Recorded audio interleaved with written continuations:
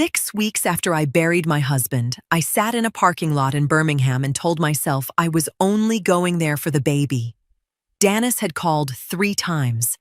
She said Sherelle needed her auntie there. I almost didn't go. Something in me, the part that had been quiet and watchful for months, said stay home. I didn't listen to it. I put on a black dress that wasn't quite funeral and wasn't quite celebration, and I drove to that venue anyway. My name is Arlinda Gibson. I am 38 years old. I own 4 supermarkets in this city. And 6 weeks ago, I buried the man who built an empire alongside me for 11 years. I was still learning how to sleep in a quiet house when I walked through that door. The venue was beautiful. Balloon arches, a custom cake, a photographer moving through the room like it was a wedding. Janice met me at the door with both arms open and held me longer than she needed to. She pulled back, looked at my face, and said, I looked strong. I told her thank you. If she meant it, I couldn't tell. I stopped being able to read her clearly sometime in the past year, and I had only recently understood why. There were 12 of us in that room. Mutual friends. A few faces I recognized from church. 2 women I'd seen at Janice's job events. We ate. We sang. Sherelle sat in her high chair in a yellow dress with a bow bigger than her head, unbothered by all of it the way only a 1-year-old can be. 30 minutes in, Janice set down her cup and asked for the room's attention. If you are watching this right now, I want to ask you something. Drop the time in the comments. Morning, afternoon, midnight. Wherever this finds you, let me know.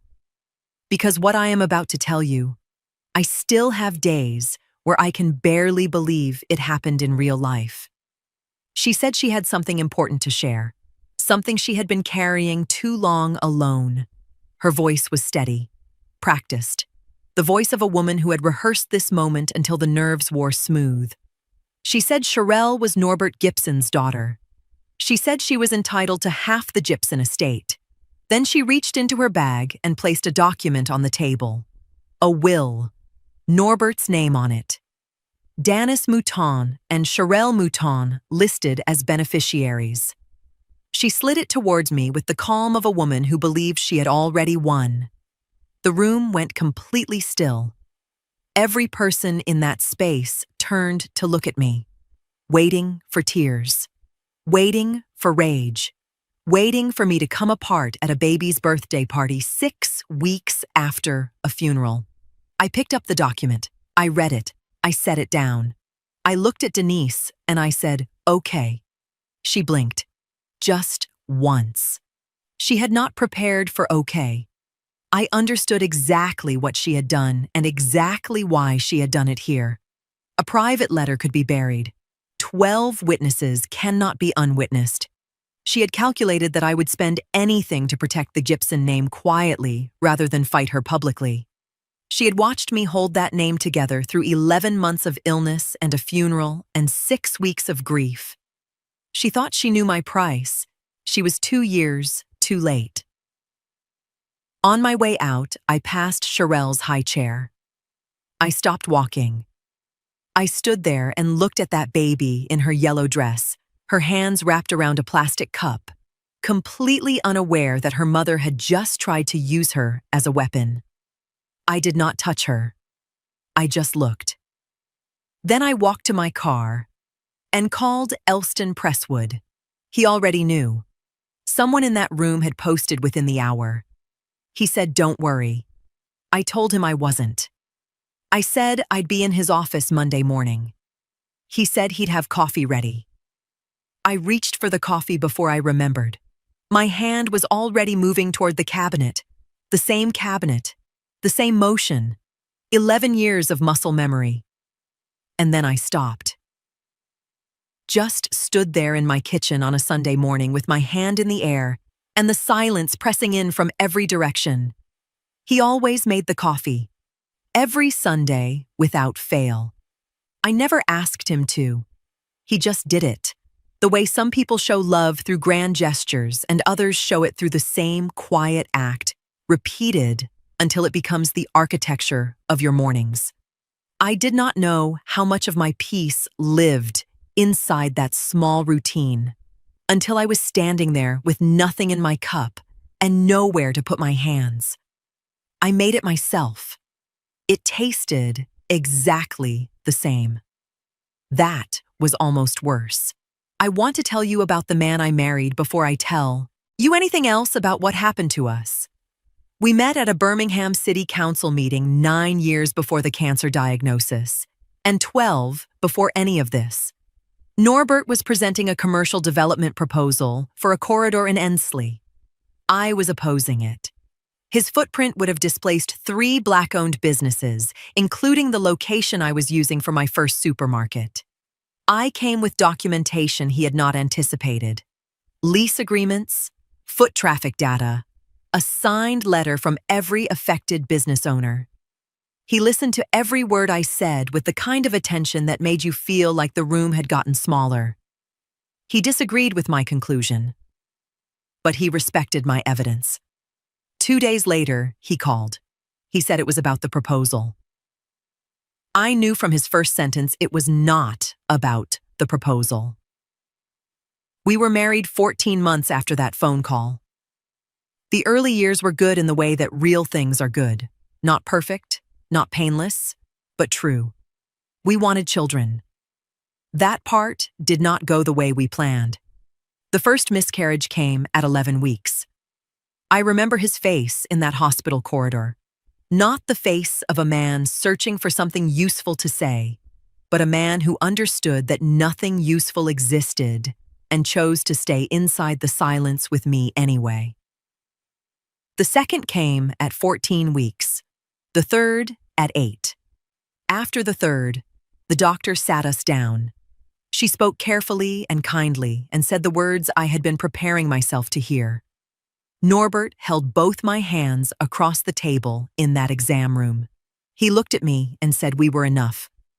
Just the 2 of us was enough. He said it without performance, without rush, like a man who had already done his grieving privately and arrived somewhere solid, so I would have somewhere to land. I did not know until much later how long that had taken him. Danis was present through all of it, every waiting room, every morning after.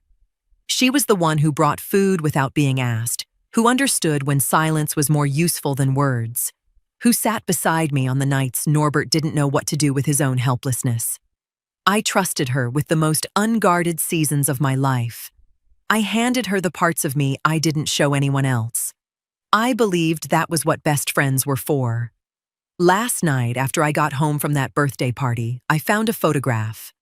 The 3 of us, me, Norbert, Danis, from a trip we took years ago. All 3 laughing at something the camera caught before we knew it was coming. Norbert's hand on my shoulder. Denise leaning in like she belonged exactly where she was. I have been studying that photograph for an hour. I think I finally know when the shift happened in her eyes. I think I know the exact moment everything changed. I am not ready to say it yet. The photograph I found last night was taken at our 10th anniversary party. I know the exact moment the camera caught it because I remember what we were laughing at. Something Norbert said right before the flash.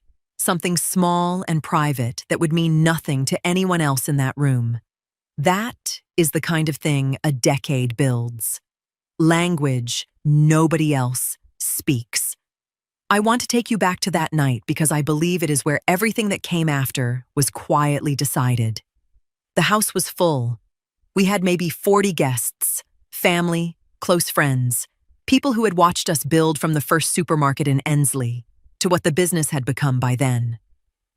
Norbert met me at the bottom of the stairs when I came down. He did not say anything. He just looked at me the way he had been looking at me since that city council meeting. Like I was still the most interesting problem he had ever decided to stop arguing with. I remember feeling genuinely happy that night. Not performed happiness, not relieved happiness. The specific kind that belongs to a woman who built something real alongside someone real and knows it in her bones. Sometime around 9 o'clock, I noticed Denise was missing from the room. I found her on the back porch, standing at the railing with a glass she wasn't drinking from, looking out at the yard like something out there had her attention. I stepped outside and asked if she was all right. She turned, smiled, said she was fine, just tired.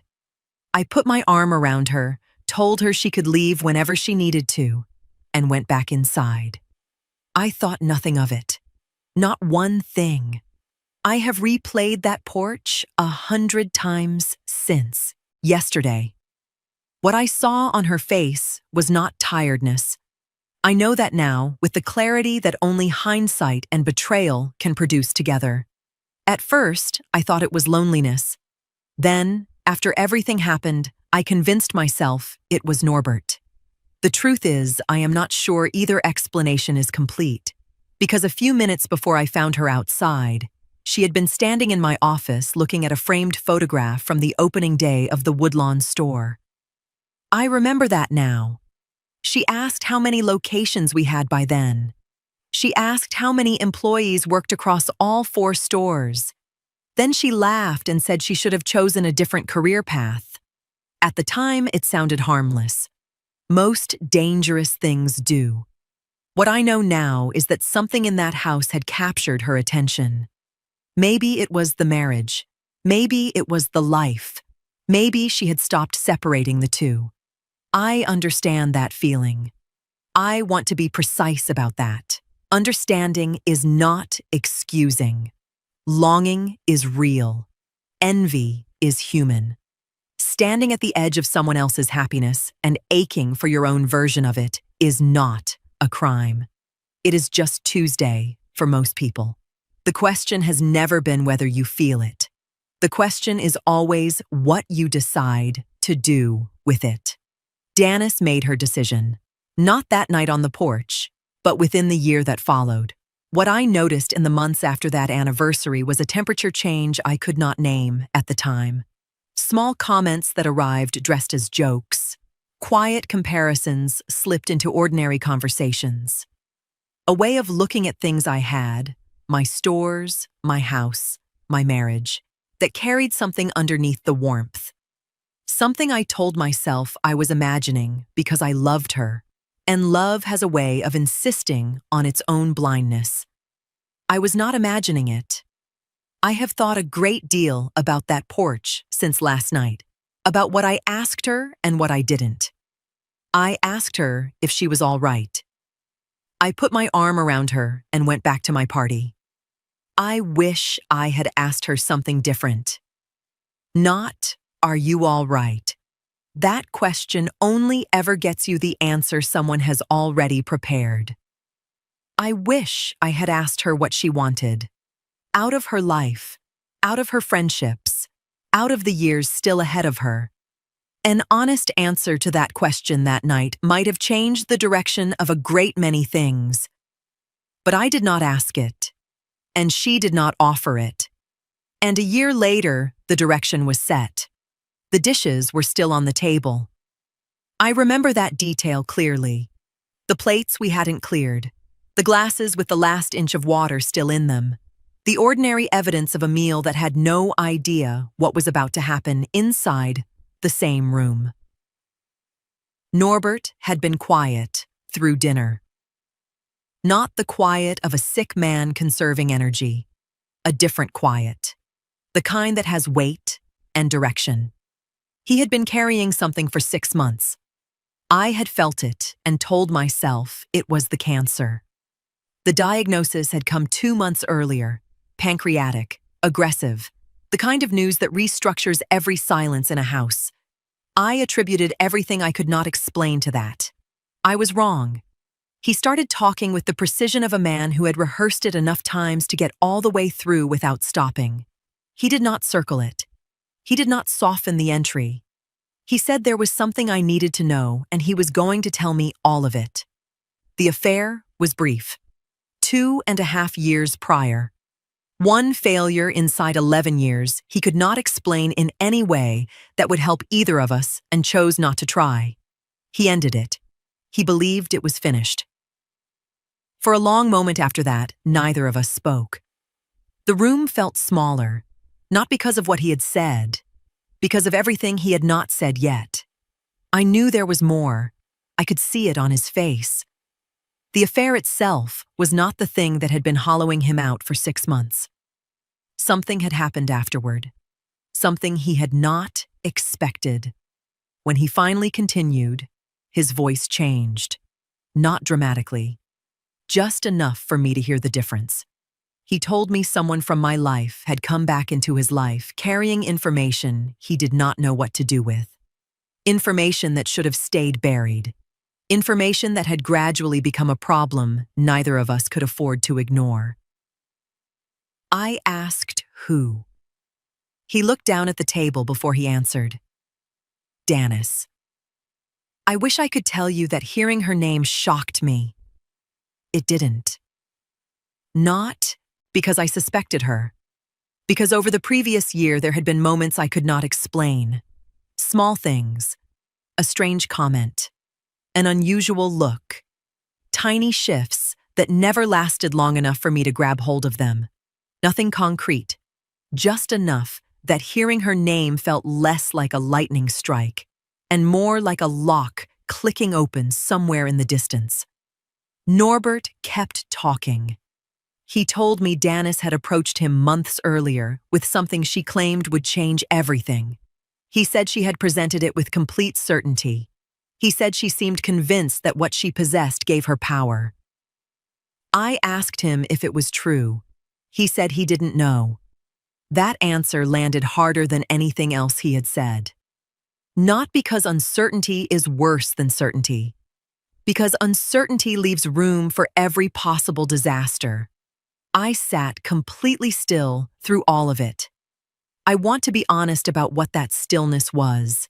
It was not dignity. It was not grace. It was my mind moving at a speed I cannot fully describe, running through every implication, every possibility, every version of what the next 60 seconds could become, depending on what was still waiting for me at the end of his story. I considered leaving. I want you to understand that I sat with that option fully and honestly. I turned it over. I looked at it from every angle. I gave it the weight it deserved. Then I looked at Norbert. There is a difference between a man who fails you and a man who stops caring whether you know. Those are not the same thing, and they do not carry the same consequence.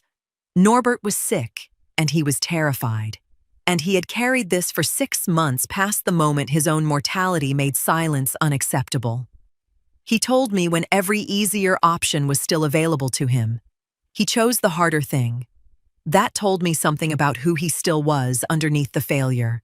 I made 3 decisions in that stillness. I was not leaving. I was not collapsing.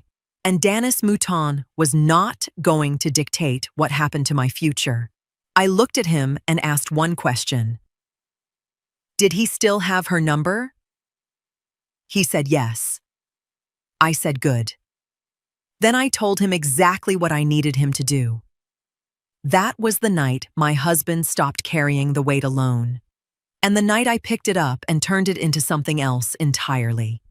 I turned it into architecture.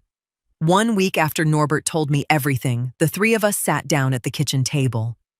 Elston Presswood had been our attorney for 7 years. He was not a man who used 2 words when one would do. And he did not use 1 word when silence would do better. He came in, set his legal pad on the table, and laid out exactly what we were facing with the efficiency of someone who had seen versions of this before and knew precisely where each version tended to go. He anticipated the paternity claim.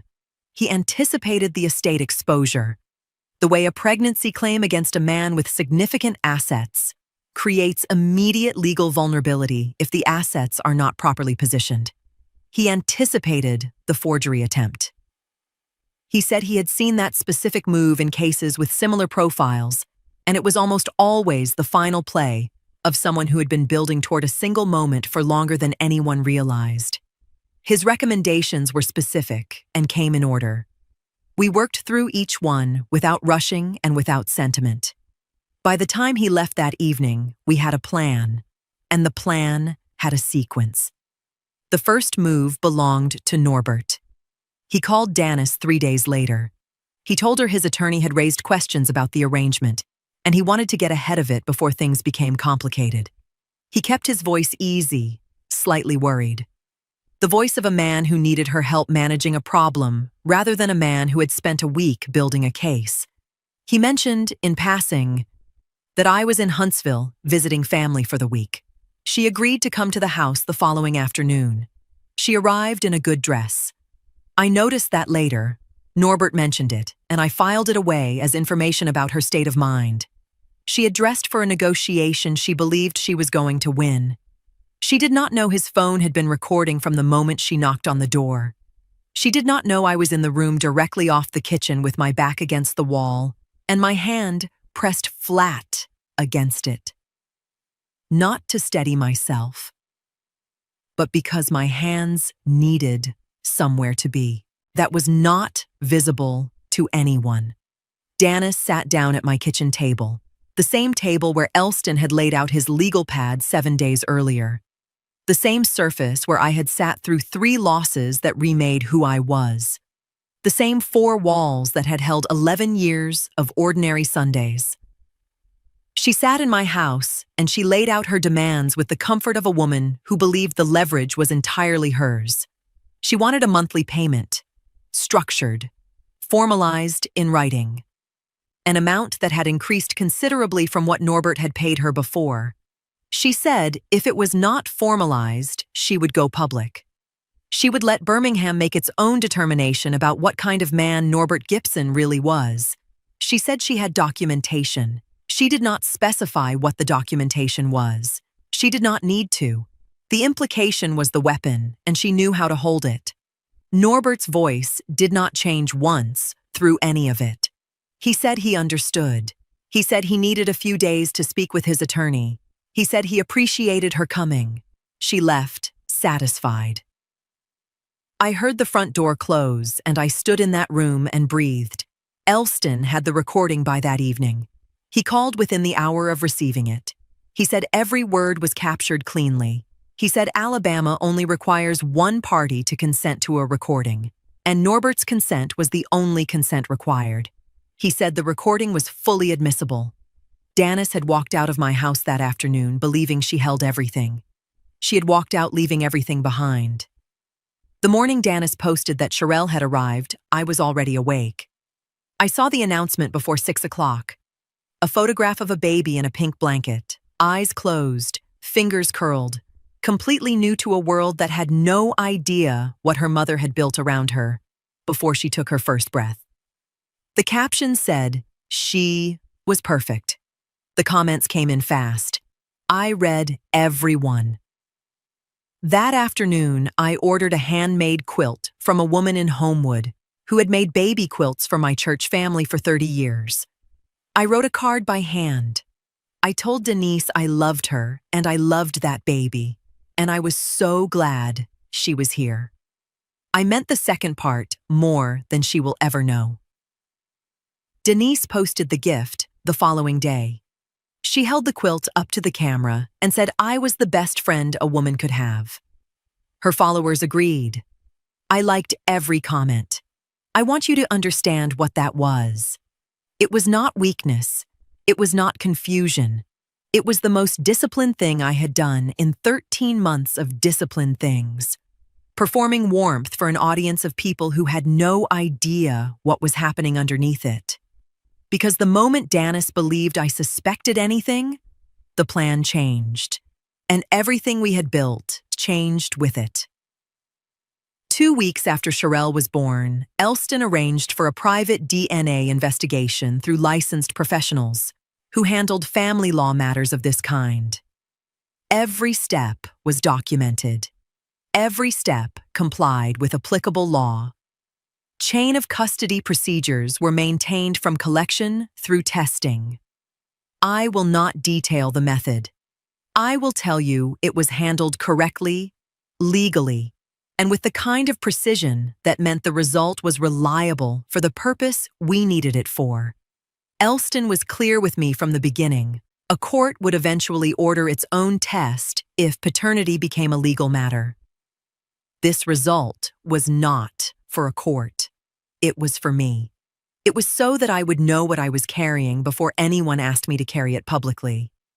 3 weeks later, the result came back. I stared at the sealed report for almost 10 minutes before I opened it. That part surprises people when I tell them. Not because I was afraid of paperwork, because I understood that once I knew, I would never be able to unknow it. As long as the envelope remained closed, every possibility still existed. The moment I opened it, one future would disappear forever. I sat alone at my kitchen table. The house was quiet. Norbert was asleep upstairs. The report sat in front of me. I remember touching the edge of the envelope and realizing something I had not fully admitted to myself until that moment. For months, I had been preparing for more than one outcome. I had sat awake in the dark, thinking through possibilities I never expected to spend my life considering. I had asked myself difficult questions. Questions about loyalty. Questions about forgiveness. Questions about children. Questions about responsibility. I had forced myself to answer them honestly. Whatever that report contained, I intended to face it. Eventually, I opened it. I read every page. Then I read them again. And then a third time. Not because the language was complicated, because I wanted to be absolutely certain I understood what I was looking at before I allowed myself to react to it. I gave myself that evening. The whole of it. I sat in the quiet and let every thought arrive in whatever order it wanted. Some brought relief. Some brought sadness. Some brought questions I was not yet prepared to answer. By the time the sun came up the following morning, I had made my decision. I called Elston. I told him the report would remain private. For now. He agreed. The result was placed exactly where it needed to be. Documented, preserved, and available if the day ever came when the truth needed to stand in a courtroom rather than a file cabinet. Then we moved forward. The report did not change what Danis had done. It did not change the recording. It did not change the estate work already in progress or the will Elston had anticipated she would eventually produce. What it changed was me. Because from that day forward, I was no longer preparing for possibilities. I was preparing for facts. And facts are much easier to build around. I was ready for that moment. I was already ready for everything. 3 weeks after the birthday party, I was walking the floor of my Woodlawn location at 8 in the morning like I do every third Tuesday.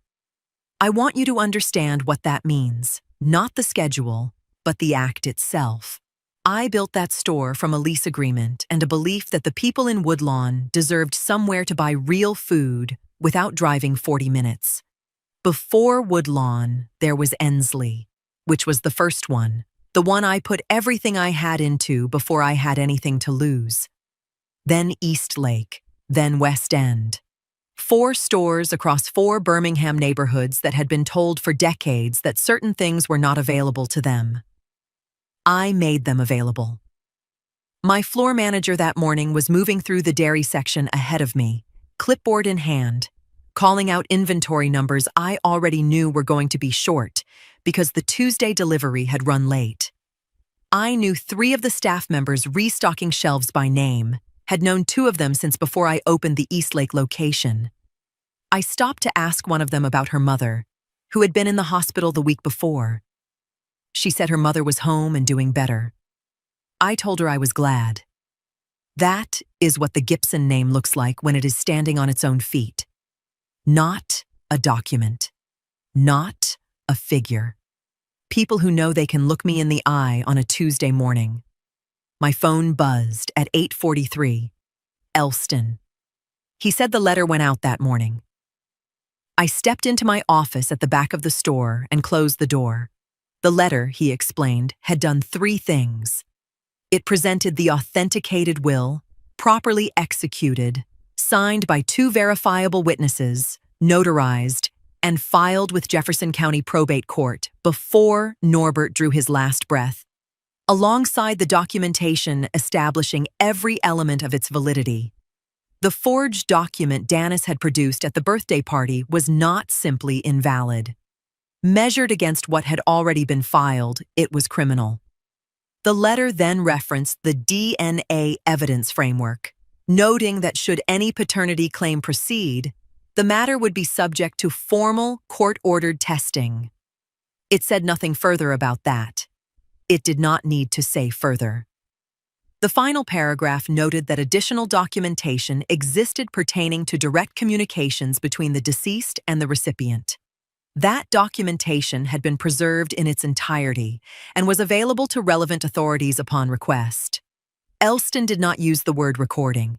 He did not describe the nature of the communications. He did not need to. He told me that any attorney reviewing that paragraph would understand precisely what it referenced and precisely what it meant for their client's exposure. Then he mentioned one additional thing. Danis's attorney had called less than an hour after receiving the letter, not to respond, to verify. He wanted confirmation that the probate filing number referenced in the letter was real. It was. He wanted confirmation that the witnesses were identifiable and available. They were. He wanted confirmation that the supporting documentation existed. It did. Elston told me the questions stopped after that. I sat in my office for a moment after he finished. Then I went back out onto the floor and finished my walkthrough. The following morning, Elston called before I had finished my coffee. He said Danis's attorney had contacted his office again.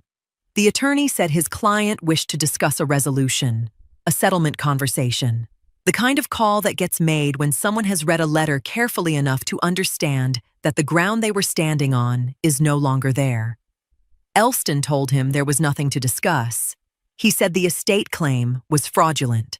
The documentation establishing that fact was fully in order, and his client would be in touch regarding next steps. The attorney asked what next steps meant. Elston said he would be in touch. Then he ended the call. In the days between the birthday party and Elston's letter, Danis was not quiet. She posted carefully. Nothing that named me directly, nothing that referenced the estate or the will or any specific claim she could be held to in a legal proceeding. But enough. Posts about truth finding its way to the surface, about what women carry alone for too long, about deserving what you are owed. Birmingham reads between lines the way most cities read headlines, fast, thoroughly, and with complete retention. Her followers understood the subtext. The comments told her they did. She posted 4 times in 3 weeks, and every post landed in our shared social circle like a stone dropped in still water. Then Elston's letter arrived at her attorney's office, and she went completely silent. No posts, no statements, no call to me, no message, no mutual friend deployed as a messenger. 10 days of nothing where there had been careful, calculated something. I noticed the silence the same way you notice when a sound you have been hearing for weeks suddenly stops. The absence had its own texture. I have since pieced together what those 10 days looked like on her side of things, and I want to walk you through it because I think it matters. Her attorney read that letter, and then he sat down with Denise and explained it to her in the way attorneys explain things when the news is not good, methodically, without softening, because softening at that stage only delays the panic rather than preventing it. He would have started with the will. The document she had carried into that birthday party and laid on a table in front of 12 people was not simply a forgery that had failed. It was a felony she had committed publicly. Uttering a forged instrument in Alabama is a criminal offense. She had done it with witnesses present who had already spoken to people who had spoken to other people across a city that remembers everything. There was no version of that document that was not a problem for her now. Then, the recording reference. Any attorney worth the license on his wall reads a paragraph about preserved documentation of direct communications and understands immediately what that means. If that conversation existed on tape, and the letter was telling her attorney that it did, she had handed the other side evidence while believing she was negotiating from strength. Then, the DNA framework. The letter had been clear. Any paternity claim would be subject to formal court-ordered testing. Her attorney would have told her what that meant in plain language. He knew enough about the legal landscape to understand that if Elston Presswood was referencing a DNA framework with that level of confidence, the answer was unlikely to be the one Danis needed. 3 fronts: criminal exposure on one side, civil exposure on another, and uncertainty sitting directly in the middle. Sometime during those 10 days, she made one attempt to regain control. A mutual acquaintance later told me Danis quietly reached out to one of the guests from the birthday party. Not to discuss the estate. Not directly. She simply wanted to know who had spoken afterward and what people were saying. The answer apparently wasn't what she hoped for, because she never contacted a second guest. That detail stayed with me. It was the first sign that she had stopped acting like a woman advancing a claim and started acting like a woman measuring damage. On the 9th day, a mutual friend called me. She asked if everything was all right between me and Danis. Said she had noticed things seemed a little quiet between us and wanted to check in. Her voice carried the particular gentleness of a woman who suspects something but hopes to be wrong. I told her everything was fine. I was managing some estate matters that required my attention. I said I appreciated her calling. She accepted that. I did not correct her assumption that this was the kind of thing that would eventually resolve itself between 2 old friends. I have learned that Birmingham does not need to know everything to know something. The city was already watching. It would see what it needed to see when the time came. Silence from Danis was not peace. I knew that clearly. It was the interval between one kind of trouble and the next, the held breath of a cornered woman deciding which direction to move. I had already bricked over every door I could find, but I stayed watchful. Because a cornered woman does not always surrender. Sometimes she finds a door you missed. I come to the cemetery every Tuesday, not because I was told to, not because grief has a schedule someone handed me. I come because Tuesday was the day he had his standing appointment with Elston in those final months. The day he would come home with his legal pad and his quiet exhaustion and sit at the kitchen table going through whatever needed to be gone through. Tuesday became the day the work happened. Now it is the day I come to tell him what the work is doing. I want to talk about what he chose to do with the time he had left. When Norbert's diagnosis came, it was the kind that does not offer negotiation. Pancreatic, aggressive, the kind of cancer that tells you exactly how much time you have and then takes a little more. What it could not tell him was what to do with that time. That part was his decision. He chose to spend it protecting me. I watched him restructure assets on days when he was too tired to eat a full meal. Sitting at that table with documents in front of him, reading each page with the concentration of a man who understood that his signature on the right line was worth more right now than his comfort. I watched him drive to Elston's office for meetings when his body was doing things I will not describe in detail, because the details of what his body went through in those months belong to him and not to this story. I watched him make that recording with Danis. Sit in our kitchen, keep his voice level, manage the performance of a man who was worried rather than a man who was building a case, while managing chemotherapy side effects that would have put most people in bed for a week. He did not complain once, not to me, not about any of it. What I did not fully understand until the very end was that he was not doing it out of guilt. He had moved past guilt in the months between the confession and the work. He was doing it because he had decided, with whatever clarity a dying man arrives at, that the last thing he would leave in this world was her, meaning me, standing on solid ground. The last Sunday morning, he was too weak to get out of bed. I woke up, and the kitchen was quiet in a way that told me before I reached the coffee maker what I was going to find. I walked to our room. He was lying on his back, looking at the ceiling the way he did when his mind was somewhere he could not quite get to. He turned his head when I came in. He said he was sorry about the coffee. I told him to stop.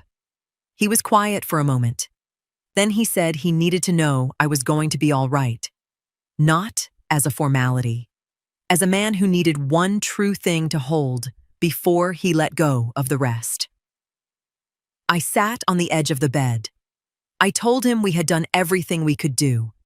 The trust, the will, the filing, the recording. Every piece of it where it needed to be. I said it the way he needed to hear it.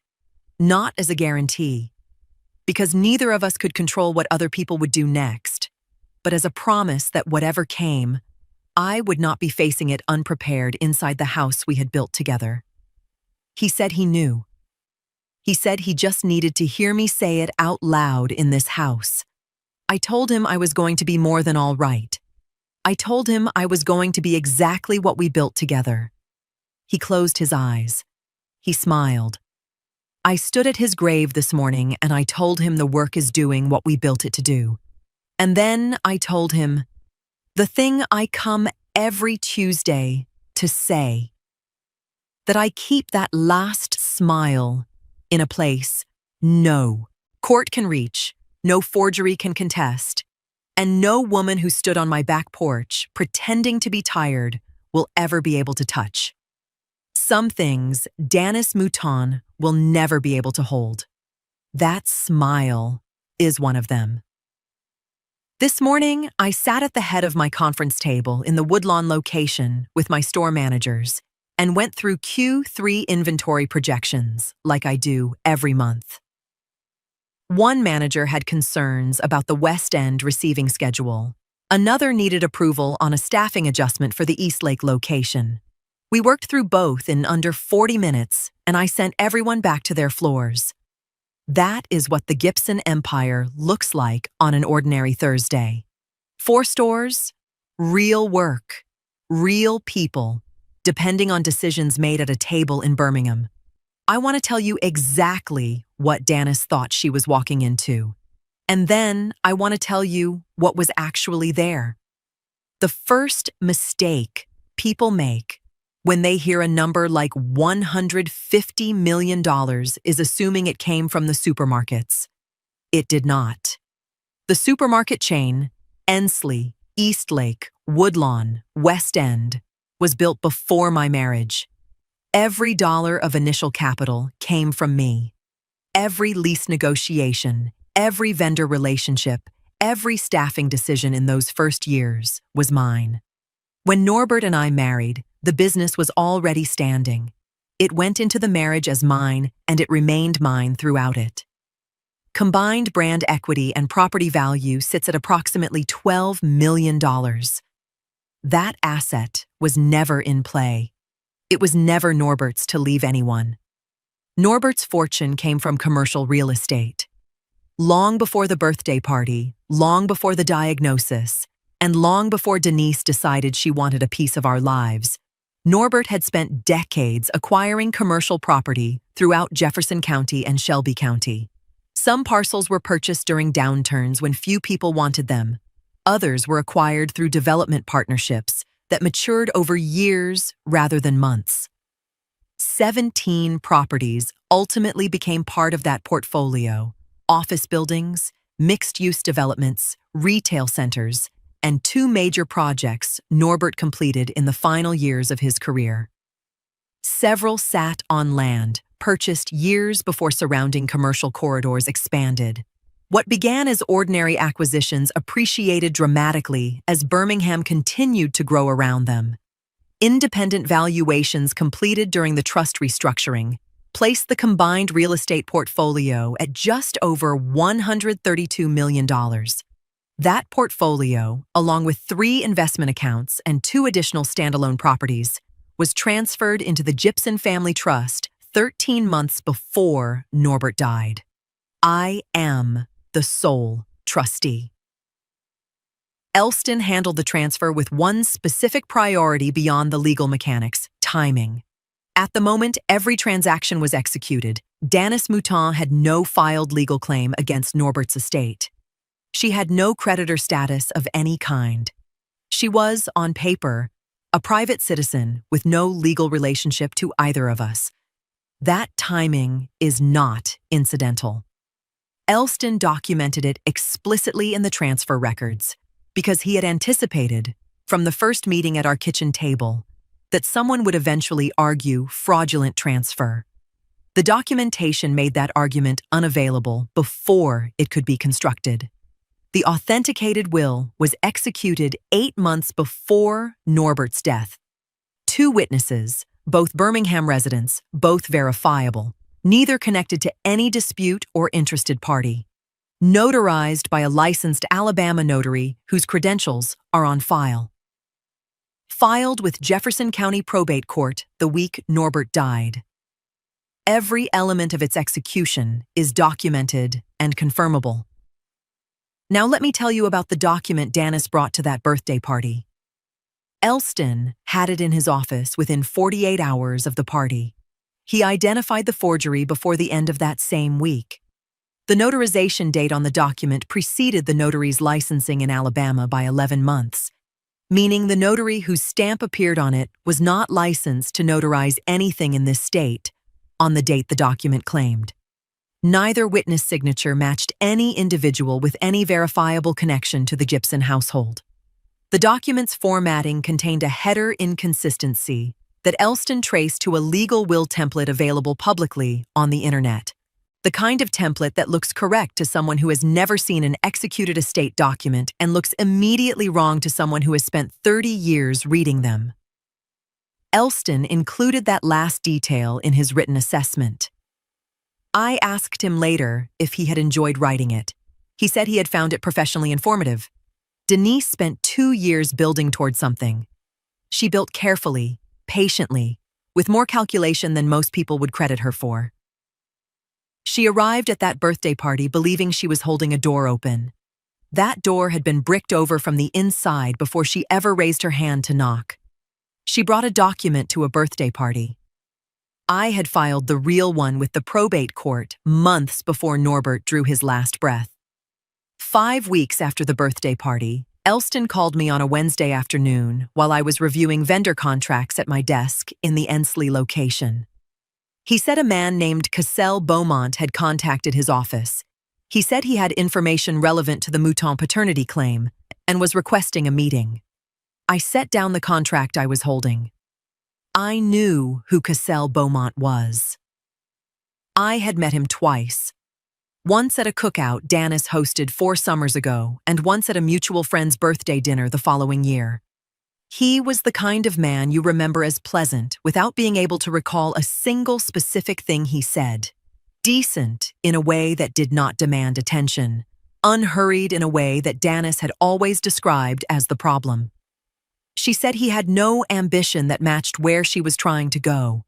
She stopped seeing him sometime before she started executing the plan I now understood she had already been building. I had not thought about Cassell Beaumont in years. I told Elston to meet with him and call me after. The call came the following afternoon. Elston laid it out the way he lays everything out, sequentially, without editorializing, letting the facts carry their own weight. The birthday party announcement had traveled through Birmingham the way information travels through this city, fast and through exactly the people it needed to reach. A guest told a friend. That friend told someone they worked with. That person mentioned it to a woman Cassell had been seeing for the past few months. She told him that same evening. He called Danis before he called anyone else. She did not pick up. He called 3 more times over 2 days. She did not pick up once. Then a separate source, Elston did not name them and I did not ask, told Cassell something that reframed everything. Danis had told people, at the time it would have been relevant, that she had lost the baby. She had told Cassell directly. He had grieved that loss quietly, the way private men grieve private things, and moved forward with his life believing a child of his had not survived. His daughter had been alive in Birmingham for 14 months. He had never been told she existed. He had never held her. He had spent nearly 2 years carrying a grief that was manufactured specifically to keep him from asking questions Danis could not afford to answer. Elston finished and waited. I sat with what he had told me for a moment before I responded. Not because I was surprised. I had known Cassell was likely out there somewhere, had known the real father existed, and would eventually surface when money made silence dangerous. I had anticipated his arrival. What I had not fully anticipated was the specific texture of his fury when Elston described it. This was not a man chasing an estate. This was a man who had been robbed of his daughter's first year of life and wanted to know her. I recognized that. I recognized it in a way I did not explain to Elston because it was not his to hold. I have spent years understanding what it means to want a child and not be able to have one. I know the specific weight of that want.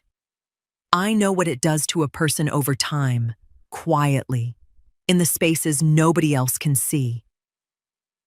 Cassell Beaumont had a daughter 14 months old and had never once been given the chance to choose her. I told Elston to let him proceed with establishing his parental rights. I told him the DNA result I held would make that path straightforward once the court ordered its own testing. And the court result would land exactly where mine already had. Elston noted that Cassell's petition would formally destroy the last remaining pillar of Danis's claim. I said I knew that. I said that was not the reason. I said that child deserves a father who is out there looking for her. And I was not going to be the reason she did not get one. 7 weeks after the birthday party, things began moving the way things move when they have been carefully arranged to move in a specific direction. I want to walk you through the 2 weeks that followed because each piece landed in an order that mattered. Elston filed the civil fraud action against Danis in Jefferson County on a Tuesday morning. Will forgery. Fraudulent estate claim. Both counts documented, supported, and filed as public record before noon. By the following morning, Birmingham's legal and business community had seen it. I know this because 3 people whose professional worlds overlap with mine called to ask careful questions using careful language. The kind of language people use when they want information without appearing to want it. I told each of them I had no comment on active legal matters. That was enough. The filing said everything that needed saying.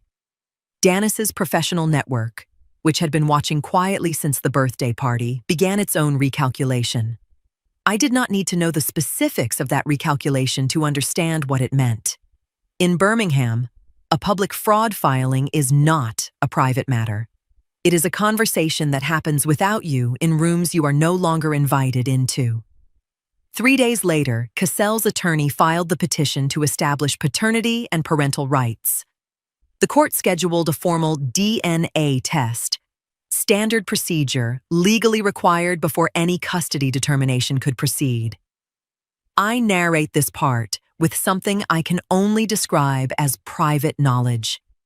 The court was about to spend several weeks catching up to information that had been sitting quietly in Elston's files for more than a year. Then, something happened I had not expected. Danis posted, not directly about me, not directly about the estate, a carefully worded statement about harassment, about powerful people weaponizing resources against women who spoke uncomfortable truths, about intimidation disguised as legal process. The post stayed online less than 24 hours, but 24 hours was long enough. People asked questions. Then other people started reading the actual court filings. The post disappeared by the next morning. That was the last public move she made. Then the letter arrived. Danis's attorney sent it to Elston on a Thursday. His client was prepared to withdraw all estate claims in their entirety. In exchange, she was asking that the Gibson estate agree not to provide existing evidence to law enforcement or pursue additional action related to the disputed estate claim. No admission of wrongdoing anywhere in the letter. No accounting for the document she had carried into a birthday party. No acknowledgement of the recording, the paternity claim, or the 2 years of demands made against a dying man. Just a number on one side of a scale and a request on the other. Elston forwarded it to me that evening. I read it at my kitchen table. That table has held more of this story than any other surface in my life. Elston's legal pad the week after the confession. The recorder Norbert carried when Danis came to this house believing she was negotiating. The coffee that wasn't made on the last Sunday morning. And now this. A letter from an attorney representing a woman who wanted to purchase distance from consequences using the same currency she had used on everyone she had ever needed something from. I read it twice. I set it down.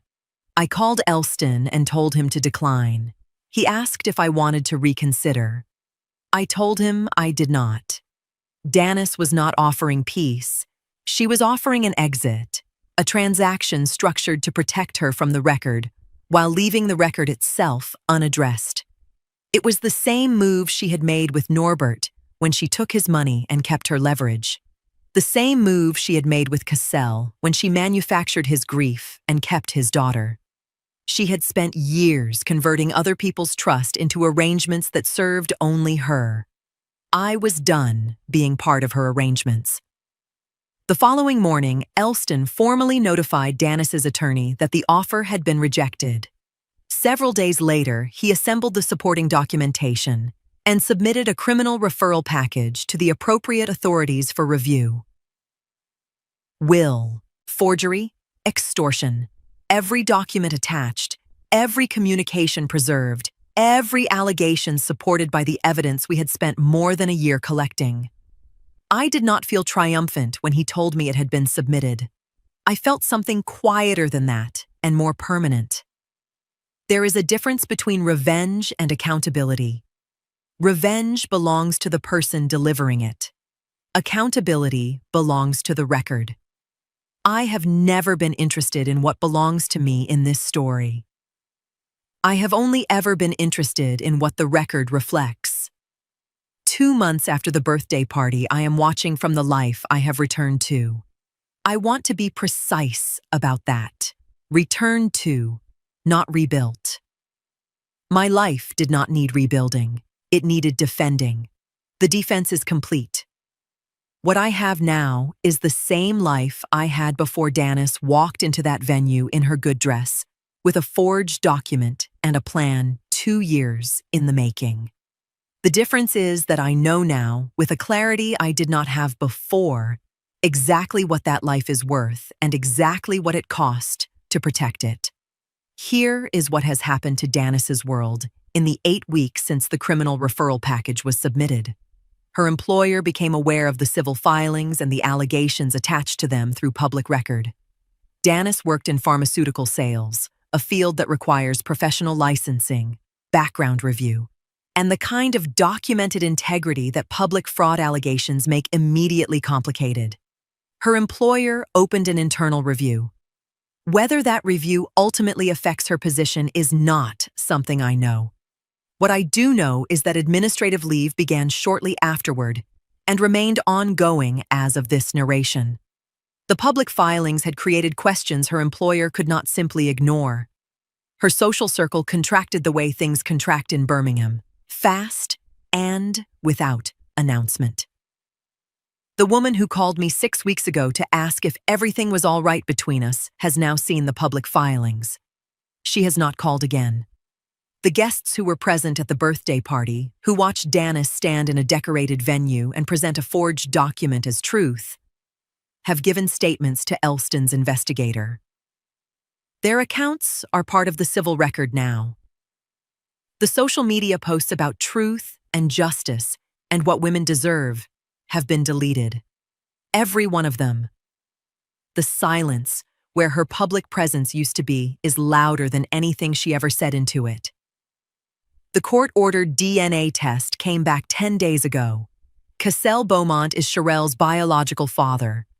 The probability is conclusive, the same word the private result used 13 months ago, the same answer I had been carrying in a folder in Elston's office since before Sherelle could walk.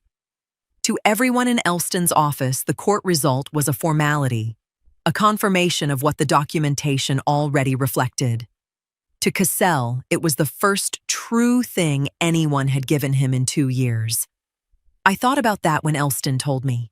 I thought about what it means to spend 2 years grieving something that was not real, to carry a loss that was manufactured specifically to keep you from asking the right questions.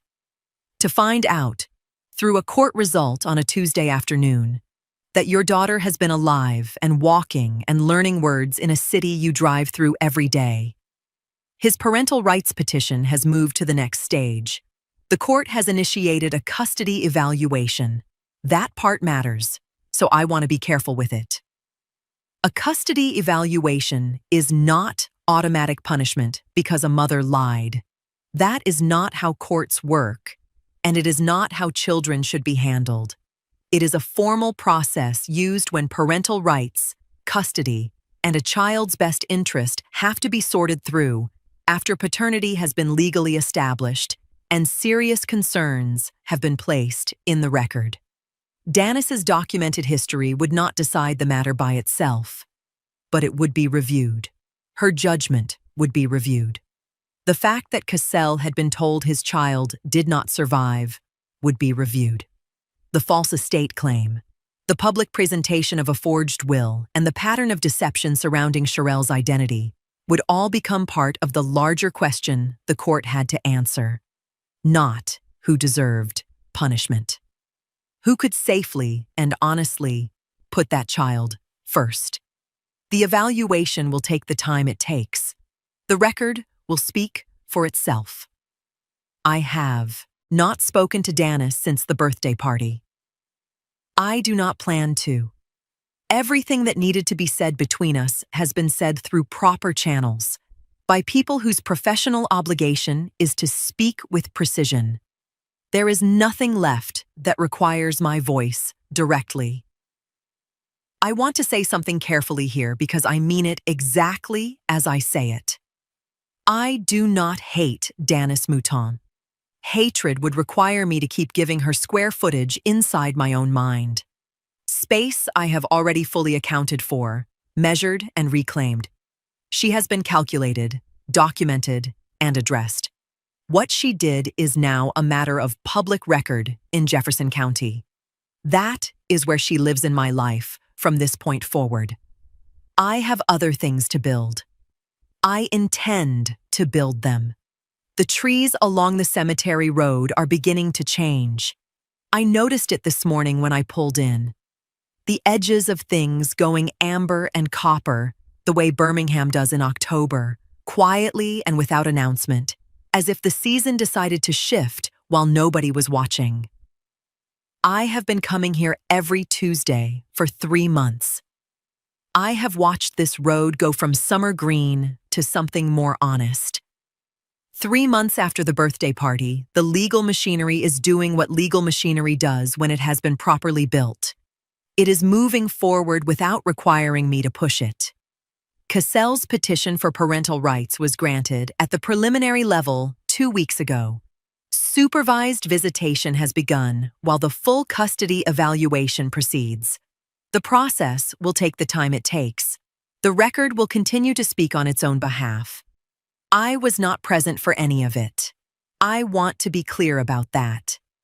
What I know about Castle's first supervised visit, I know because he called Elston's office 4 days after it happened. He did not call to discuss strategy or next steps or anything related to the proceedings. He called to say thank you. to tell Elston that the DNA documentation framework his office had built had made Cassell's petition viable and that he understood that had not been Elston's primary purpose and he was grateful for it anyway. Elston mentioned the call to me the following day. He said Cassell had also talked about the visit. He said Sherelle is 15 months old now. He said when he held out his hand, she looked at it for a moment and then grabbed his finger. He said he did not expect that. He said he did not expect a lot of things about that room. A week later, there was a second visit. Elston only mentioned it briefly. Cassell had arrived carrying a small stuffed elephant. Nothing extravagant, nothing designed to impress anyone, just something he thought a little girl might like. According to the visitation supervisor's notes, Sherelle carried it around for most of the visit. That detail stayed with me for reasons I cannot fully explain. Not because of the toy, because it was ordinary. The first visit belonged to shock. The second belonged to parenting. I have been sitting with that image since Elston told me. A man who spent 2 years grieving a child he did not know was alive, sitting in a supervised visitation room in Birmingham, holding out his hand to a 15-month-old girl who had no idea who he was. And her reaching for him anyway, the way small children reach for things, without calculation, without history, without any of the weight the adults in the room were carrying. She just grabbed his finger. I do not know what kind of father Cassell Beaumont will turn out to be. I want to say that honestly. I do not know if the man who showed up in that room driven by fury and grief will become the man who shows up on an ordinary Tuesday with no crisis behind him and no audience watching. That is the real test of a parent, not the dramatic arrival, the unremarkable continuation. I hope he passes it. Sherelle deserves someone who chooses her when there is nothing urgent driving the choosing. She deserves someone who makes the coffee, in whatever form that takes for her. The small, repeated act that says you are here and I am choosing you again today, the same way I chose you yesterday. I told Norbert that this morning. I stood at his grave in the October light and I told him about the finger, and I told him what I hoped for that little girl. Then I told him the thing I have been trying to find language for since this began. The case is effectively over. The criminal referral is with the district attorney. The civil action is proceeding through the courts. The estate is intact. Every property, every account, every store in every neighborhood exactly where we built it to be. Sherelle has a father who came looking for her. That is more than her mother gave her, and more than she had 3 months ago. And I have my life back. Not the same life. I want to be honest about that. The life I have now has a shape that the life before did not. Different in the places where loss changes the outline of things. Norbert is not in it. That absence has a permanent address, but it is mine. Fully and only mine. 6 months after the birthday party, I woke up before the alarm. The house was quiet in the specific way it has been quiet lately, not the hollow quiet of the first weeks, when every room felt like it was waiting for something that was not coming back. This was a different kind of quiet.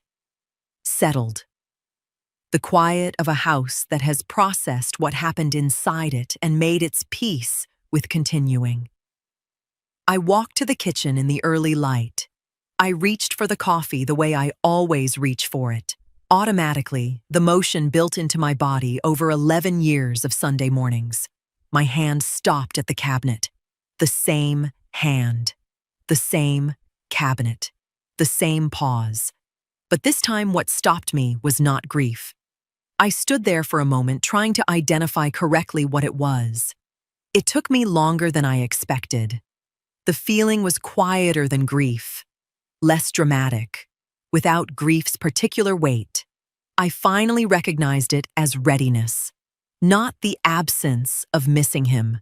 I still miss him in the specific and irreplaceable way you miss someone who knew you before you knew yourself fully. Readiness is something different. It is the decision that continuing is not a betrayal of what you had. It is what grief eventually asks of you when it has finished doing the work it came to do. I made the coffee. I stood at the window with the cup in both hands and looked out at Birmingham waking up. My city. The neighborhoods I built inside, Ensley, Eastlake, Woodlawn, West End. Their doors opening at 7 in the morning, the way they open every morning for the people who have been coming since I unlocked the first one. I looked at what I built, and I recognized it the way you recognize something true. Without sentiment, without performance, without needing anyone else in the room to confirm it. I built something real. I am still here to run it. I thought about Norbert then, not about the cancer, not about the recording or the trust documents or the authenticated will filed in Jefferson County. About the man. About the man who called me 2 days after a city council meeting he should have won, and I had complicated, and said he was calling about the proposal, and could not get through the first sentence without both of us knowing it was not about the proposal. About the man who sat in 3 hospital corridors and never once made his own discomfort the subject of the room, who understood that grief shared is not grief halved, it is grief witnessed, and chose to witness mine instead of presenting his. About the man who sat at a kitchen table with a recorder running on his phone, and a body that was failing him from the inside, and chose accountability over every easier option that was still available to him. He did not have to tell me. He chose to. That choosing cost him something, and he paid it anyway. He was not a perfect man. I never needed him to be perfect. I needed him to be honest when it counted. He was. Late, but he was. I had a husband who loved me imperfectly and protected me completely. I had a best friend who envied me quietly and betrayed me deliberately. I had a life that nearly got taken from me by someone who stood in my own kitchen and cried at my miscarriages. And I am still here, still building, still carrying the life we built together. She simply wanted what I had. I simply said, okay, because what I had was never something she could hold. I finished the coffee. I set the cup in the sink. I picked up my keys.